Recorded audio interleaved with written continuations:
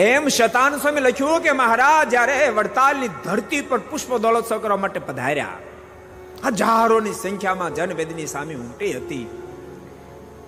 તાંડવ તળાવને કિનારે મારીને જ્યારે સભા થઈ, એટલી જનમેદની હતી, જ્યાં દ્રષ્ટિ નાખો ત્યાં માનવ મેદની, દ્રષ્ટિ નાખો ત્યાં માનવ મેદની દેખાય. કોઈ જગ્યાએ તમને જરાય ધરતી ખાય, અરે વૃક્ષની ડાળીએ ડાળીએ માણસ બેઠેલા દેખાય, હવેલીઓના ઝરૂખે બેઠા બેઠા, ક્યાંય તળાવનો કિનારો કોઈ જગ્યા ખાલી ન દેખાય. ભક્તો, આજથી 35 વર્ષ પહેલા હું જયારે સત્સંગ જીવન તૈયાર કરતો, ત્યારે મનમાં એમ થતું હતું, આટલા બધા લોકો આવતા હશે, ઓહો આટલા બધા લોકો હશે. ભક્તો, તે દાડે જે થતું હતું એના આજ વડતાલની ધરતી પર દર્શન થઈ રહ્યા છે. દ્રષ્ટિ નાખો ત્યાં માનવ મેદની, દ્રષ્ટિ નાખો ત્યાં માનવ મેદની છે. મોજ કરી રહ્યા છે બધા. વડતાલની ધરતી પર મહારાજ પુષ્પદોલોત્સવ કરવા માટે પધાર્યા. ભક્તો, ભગવાનની એક એક લીલા, એક એક ચરિત્રમાં તમે બહુ જ્યારે દ્રષ્ટિ નાખશો ત્યારે ખબર પડશે. મનુષ્ય લીલા તો હોય, પણ સાથે સાથે દિવ્ય ભાવ હોય. એટલા માટે મહારાજે પંચાળાના 4થા વચનામૃતમાં એક અદ્ભુત વાત લખી. મુનિભાવનો એક પ્રશ્ન છે, કહી દઉં પ્રશ્ન તમને? જય સ્વામિનારાયણ. કહી દઉં તો કહેવાનો જ હતો, તમને ખાલી પૂછ્યું. બહુ અદ્ભુત પ્રશ્ન છે. મારે એક પ્રશ્ન કર્યો, કૃપાનાથ માલિક, આપના દિવ્ય ચરિત્ર જોઈને તો કદી સંશય ન થાય, પણ આપના માનસિક ચરિત્ર જોઈને સંશય ન થાય, એનો કઈ રસ્તો ખરો? જન્મ કર્મ ચ મે દિવ્ય યોવિતિ તત્વતઃ ત્યક્ત્વા દેહ પુનર્જન્મ નૈતિ મામિતિ સોર. બહુ ગહન કામ છે. ભક્તો, આ બધા સંતો એટલા માટે દાખલો કરી રહ્યા છે કે જે તે પ્રકારે કરીને જીવના હૃદયમાં પરમાત્મા નિષ્ઠા ધરબાઈ જાય, અને નિષ્ઠા ધરબાઈ જાય તો મોક્ષ પથમાં પાર ઉતરી જાય, પાર. એટલા માટે સંતો દાખલો કરે છે. ભગવાન દ્વારકાધીશે અર્જુનને કીધું, અર્જુન, કઠિનમાં કઠિન કામ એ છે મારા પ્રાગટ્ય દરેનું વિવિધ પ્રકારના ચરિત્રો કરું, કોઈમાં સંશય ન થાય. જેને સંશય ન થાય એ દેહને મૂકીને મને જ પામે છે. મુનિ બાબાએ પ્રશ્ન કર્યો, કૃપાનાથ, આપના માનસિક ચરિત્રમાં સંશય ન થાય એવો કઈ રસ્તો ખરો?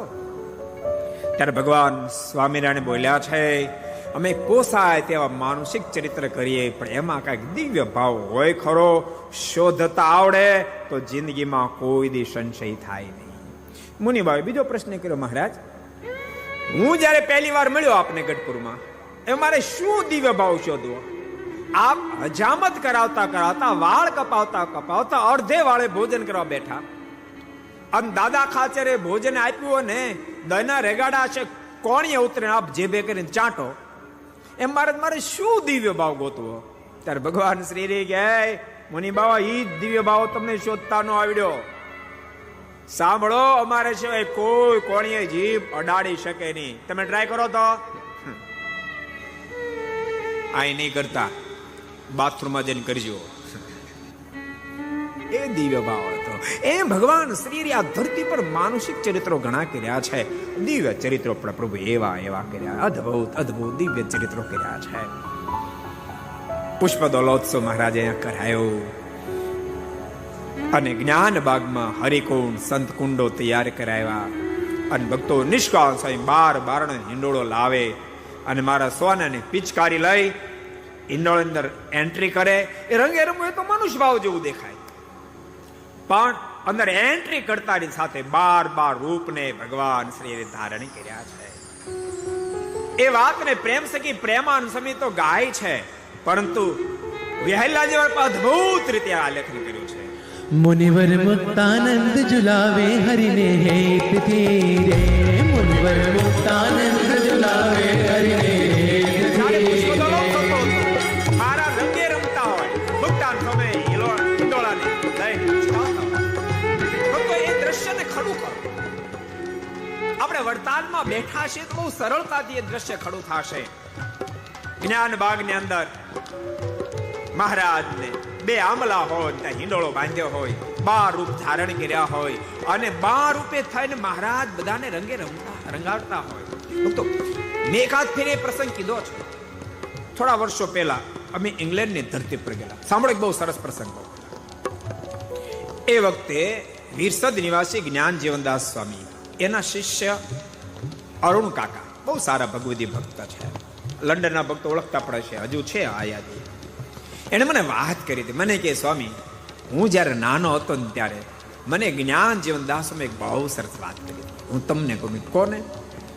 મને કે સ્વામી એવું કહેતા હતા કે હું જ્યારે નાનો હતો ને ત્યારે દાદા એવું કહેતા હતા કે ભગવાન શ્રી હરિએ વડતાલમાં પુષ્પ દળોત્સવ જ્યારે કરાવ્યો ને ત્યારે ઈ પ્રસંગે હું મારા દાદાની સાથે વડતાલ ગયો. પણ એટલી બધી જનમેદની હતી, લાખોની સંખ્યામાં જનમેદની હૈયું દળાતું હતું. ભગવાન સ્વામિનારાયણ 12 રૂપને ધારણ કરી અને સંતો ભક્તોને રંગથી રંગતા હતા. અમે ઘણા બધા દૂર ઊભા હતા અને હું મારા દાદાના ખભા પર બેઠો હતો. 3-4 વર્ષની જ મારી ઉંમર હતી. અમે એક ફૂલનો હાર પૂરવી લઈ ગયા હતા મહારાજને પહેરાવવા માટે. મને સંકલ્પ થતો હતો કે ઓહો, આટલી બધી મેદનીમાં દાદાનો હાર ક્યાંથી ઠાકોરજી પહેરશે. પણ એ જ વખતે ભગવાન શ્રી હરિએ રંગે રમતા રમતા પોતાની સોટી લાંબી કરી અને શેખ સોટી અમારા સુધી આવી અને મેં મારી સગી આંખે જોયું. મારા દાદાએ એ સોટીમાં હાર પરોયો. ધીમે ધીમે કરતા સોટી ભગવાન શ્રી હરિએ નજીક લીધી અને સોટીમાંથી હાર કાઢી પોતાને કટની અંદર ધારણ કર્યો હતો. એ ભગવાન સ્વામિનારાયણ વડતાલની ધરતી પર અદ્ભુત મહોત્સવ કરી રહ્યા છે. સદગુરુ મુક્તાન સ્વામી આજ પ્રેમથી પ્રભુને હિંચકાવી રહ્યા છે. અદ્ભુત વડતાલની ધરતી પર જ્ઞાન બાગમાં પુષ્પ દોલોત્સવ ચાલી રહ્યો હોય, સદગુરુ મુક્તાન સ્વામી ભગવાન શ્રીને ઝુલાવતા હોય.